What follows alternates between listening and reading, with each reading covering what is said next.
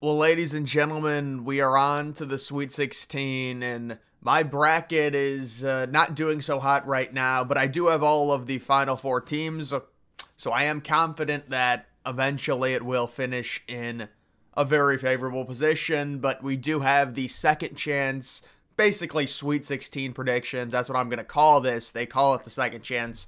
Whatever. I don't think anyone really takes the second chance bracket seriously. It's more just kind of a fun thing to, fill in Sweet 16 predictions all the way until the national championship. And when it comes to these predictions, they are going to be very similar to my original predictions because, again, all of my Final Four teams are still alive. And this has been an extremely chalky tournament.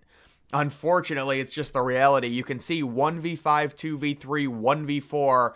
You do have NC State, an 11 seed, making the Sweet 16, but then a 2 seed, 1v5, 2v3, 1v4, 2v6. So all the 1 seeds are left, I believe, and all the 2 seeds. Pretty crazy here. Normally that never happens. The past 3 tournaments, we've had 2 seeds losing in round 1. We've had 1 seeds losing in round 1, 1 seeds losing in round 2. I really thought North Carolina, based on how that was setting up, was possibly going to lose in round 2 to Michigan State, but they end up winning. But let's get on with it. Let's look at the East region, and it is UConn. And wow, I mean, UConn has had a pretty crazy draw. They were 14-point favorites over Northwestern in the second round. They easily throttled them. And now they get a San Diego State team. Look, San Diego State had a very nice performance against Yale, but now they're sitting 9.5-point underdogs. It's just not going to happen against a powerhouse like UConn. I'm going to take UConn to win that game. Illinois against Iowa State. Certainly Iowa State's been solid in the tournament. They've lived up to their 2 seed. Illinois, I think, has a little bit higher offensive upside, so I'm going to go with the Illini, making it a 1v3 matchup. This was the matchup that I had predicted in my main bracket, so normally I'm always going to default to that. I don't see the point in changing up my picks to try and get a good second chance bracket, because again, who really cares about the second chance bracket? It's irrelevant. I'm just making these picks kind of just judging from where we're at now into the Sweet 16. You do have Houston and Duke. Well, Houston, man, they're my national champ pick. Obviously, what happened yesterday against A&M was not ideal. There was a scenario where they were up by like almost double digits with like 2 minutes left. You think they close out that game. A&M comes all the way back. I don't know. When it comes down to 1 second remaining, you're up by 3. Just literally guard the 3-point line. Let them get an alley-oop. It doesn't matter. You just want to inbound the ball. They foul you, and then they're going to have to go the length of the court. Even if you miss free throws, there's such a little time left. Just guard the 3-point line. I don't know what they were doing. They allow the 3 with 1 second left, and it goes to overtime. Houston does hang on. Duke looks like a powerhouse right now. They're really catching their stride. Houston is sitting only -3.5. Very nervous for that game. I am going to pick Houston to move on in that one. Certainly it could be an issue. Next, NC State and Marquette. I'm going to be going with at least 1 double-digit seed to get to the Elite Eight, so I will be taking NC State. You know, NC State's had kind of a little bit of a luckier run facing Oakland in the second round and almost losing to Oakland, but they did win. Marquette, you know, they're a decent 2 seed, but I do like NC State. Marquette almost lost to Colorado. Colorado was in that game late, so I will take NC State. That would be an amazing setup for Houston. You would want to avoid Marquette in the Elite Eight. Moving on to the West, you do have North Carolina and Alabama. So I'm going to take North Carolina. They really impressed me against Michigan State. Alabama, we pretty much know what they are. They're all offense, no defense. That just doesn't work in terms of going deep into tournaments. It's kind of funny. Alabama's really low-key this year compared to last year. Imagine if they make it further this year than last year when they were a 1 seed. I know a lot of people that were picking Charleston to beat Bama. I think I had Bama losing against North Carolina, so I'm going to predict that again. And then Arizona and Clemson. I had Clemson losing in the first round. I did not have them making the Sweet 16. Arizona, though, I had going to the Final Four, so I will be picking Arizona. And that's an extremely chalky 1v2 matchup, but that's just what this tournament is at this point. Arizona advances, beats Clemson. I think that's a great matchup for them. Nothing against Clemson, but the way they finished out the season, who knows? Maybe they've caught lightning in a bottle. They've won some games in the tournament, but I do like Arizona to win that game. Moving on to the Midwest, it is a 1v5 game. So yeah, this is the other 1 seed that I'm a little bit concerned about. Now, Purdue's been phenomenal. You know, they crushed Grambling. Okay, they're a 16 seed, whatever. But with Purdue, it was kind of like people were picking against them. And then they end up demolishing Utah State. They did get a favorable whistle, but come on, they won that game by 30. It was like a record margin in the round of 32. I'm going to stick with Purdue. I think Purdue makes the Elite Eight. Now, certainly you could argue Gonzaga because of the way they've played. They crushed Kansas. They crushed McNeese. The game against Kansas, we kind of expected Gonzaga to win that game. Maybe not by the amount, but Kansas is an injured team. And then Creighton and Tennessee. I did have Tennessee into my Final Four, so I will be choosing Tennessee. And we just have complete chalk. We have 2v1, 2v1. If you just pick the higher seeds, you're going to be rewarded for this. It's just crazy this year how it's working out. Maybe Creighton beats Tennessee. Maybe Gonzaga beats Purdue. But right now, I'm kind of entrenched to picking Tennessee. And I like Tennessee over Creighton. I know they're only 2.5-point favorites, but I will take them there. Moving on to the Elite Eight matchups, it is UConn versus Illinois. I'm still going Illinois. You know, Illinois, it's the tournament they could, or excuse me, I'm still going UConn. Illinois, though, it's the tournament they could win. Who knows? It would just be shocking the way UConn has played entering this tournament and how they've played in their first 2 games.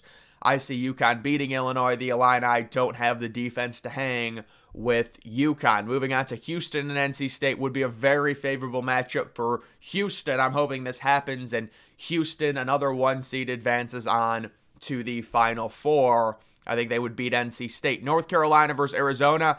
I'm going to be picking Arizona to advance to the Final Four. The exact same as my original bracket. And then when it comes to Purdue and Tennessee, I will be picking Tennessee to defeat Purdue and advance. And you can see how it's scaled. It's 2 1 seeds. It's 2 2 seeds. I do have Houston beating Tennessee. I'm a little bit concerned about that. Trust me, that A&M game was a red flag. There's no doubt about it. But we have seen, I mean, we saw Virginia back in 2019. They were involved in 2 overtime games. You need some luck when you go on these runs. You're not going to blow everyone out by 20, 30 points. I will take Houston to face Arizona in a 2v1 game. And that's really where I'll cash in my points if Arizona beats UConn, because so many people have UConn in the national title. About a quarter of the people have UConn winning the national title, and then I do have Houston winning the national title over UConn, and we'll just say 153 there, whatever. And I am still going with Houston. So my Final Four is the exact same. I'm not going to change it up at all. Yes, there's a few things you can make the argument for. I don't think you can really argue San Diego State. You could argue Iowa State. They've got a good defense. They could beat Illinois. Maybe they would give UConn a better fight. But I just had this matchup earlier, so I'm going with it. NC State Marquette, I just think we need a lower seed, at least 1 into the Elite Eight. Imagine if Marquette wins. Dude, this is crazy. It would be a 1v2, 1v2, 1v2, 1v3. Possibly another 1v2. We could get all 1v2s and then all 1v1s in the national title. Well, I mean, it's been a tough year in terms of the upsets. There's been a few, but these higher seeds are just not losing. And you would figure it would set up some really good matchups. And I mean, I agree with that, but I think it's more fun when like a 7 or an 8 seed is in the Final Four. There's just something fun about it. But either way, that is just my bracket there. There's, maybe Creighton possibly beats Tennessee. I was kind of hoping Tennessee would face like a 10 seed, honestly, get an easier draw. Marquette certainly got an easier draw with NC State, but who knows? Maybe they'll end up beating them. And then when it comes to the games from yesterday, because I really didn't react to them. Normally I do like a morning recap, but because I did the little bracket, the updated bracket, I haven't done one. So when it comes to my recap, this is crazy. I mean, these teams are dropping 100 points in a lot of these games. What a blowout in the second half for Purdue. And it seems like Purdue has stabilized. We'll see how deep they can go, but that is a blowout win over Utah State. UConn just dispatches of Northwestern, 40-18 in the first half. Really not trying in the second half. They lost the second half by 5 points. It doesn't matter. They still end up covering that. Yeah, they still end up covering that spread. This game is brutal, man. Houston, A&M, closer game, mid to late second half. Houston pulls away, and then A&M comes storming back. Houston hangs on in overtime. Little bit of a red flag, but you have to understand you're going to need wins like that. Marquette beats Colorado. This was the first game of the day. Marquette came out. They led early. Colorado came back. Marquette closed it. The 2-seed advances. Clemson beats Baylor. I always said Baylor was kind of a high floor, low ceiling team, and they won a game easily, and then they immediately lost in the second round. Kind of a disappointing performance, though, from Baylor against a Clemson team I really thought they would beat. They came in as the favorites. They end up losing. Duke just annihilates James Madison. There was nothing close about this game. They were up by 22 at half. They almost dropped 100 points. Alabama beats Grand Canyon, so maybe another hopeful Cinderella run. Bama only allowing 61 points. You know, that's the upside of having a really good offense sometimes. You get games like this where teams miss shots, 72-61. Bama defeats Grand Canyon. And then this was the 9:40 Sunday night game, basically the definition of irrelevant. San Diego State annihilates Yale. Yale beat Auburn, it's funny, and then they just get throttled. They're down by 24 at the end of the first half. A lot of blowouts, a lot of very violent, big blowouts in this round of 32. And then I will take a look at kind of the start times just really quickly, just to see what we're looking at in terms of when these games are taking place. Arizona, around 7 o'clock, 7:09 on Thursday. That's a 6.5-point spread in favor of the Wildcats. You do have UConn sitting minus 9.5. That's a 7:39 game. And then you've got your 9:39 game with North Carolina minus 4.5. Really high over-under, not surprised. Illinois and Iowa State. Iowa State sitting minus 2.5. That is the late night game. See, this doesn't make any sense to me. What is going on with this? This game is starting at 10 o'clock at night local time. That has to be an error. That has to be. A 10 o'clock tip time? Are we serious? I